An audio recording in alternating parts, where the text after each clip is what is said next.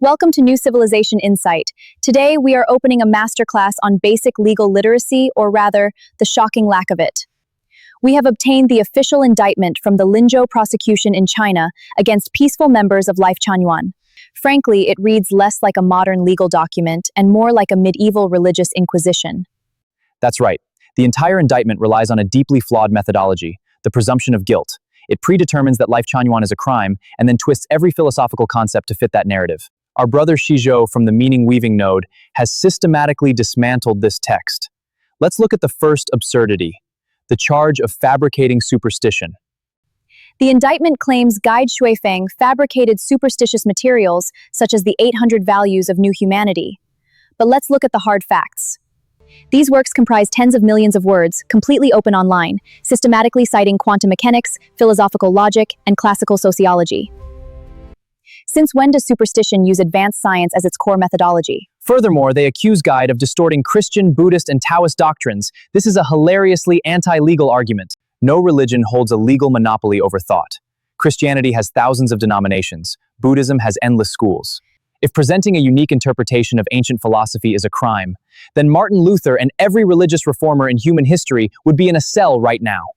Criminal law cannot be downgraded to define religious orthodoxy. The text goes on to attack the principles of free love and the system of no ownership.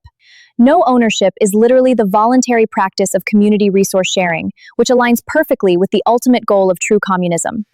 Are the local prosecutors planning to arrest Karl Marx next for advocating the abolition of private property? They also claim Guide deceived and controlled people into abandoning their worldly lives. In an era of open internet and smartphones, members have lived in the second home for over a decade entirely voluntarily because they found joy and freedom. There is absolute liberty to come and go. Deception requires withholding truth. Here, everything is 100% transparent. Choosing a communal lifestyle is a basic human right protected by Article 37 of the Chinese Constitution.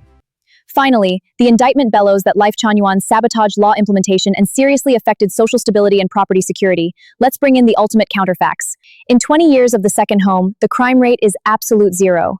No fights, no theft, no lawsuits, and hundreds of government inspections found zero illegal activities. So we must ask the global community, who is the real destroyer of stability? Is it the peaceful practitioners growing organic food?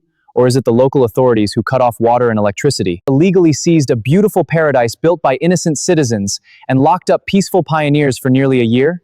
The UN Working Group on Arbitrary Detention has repeatedly ruled that utilizing Article 300 to persecute thought is a direct violation of international law. To punish thought is the ultimate shame of law. This trial is not a victory for the state.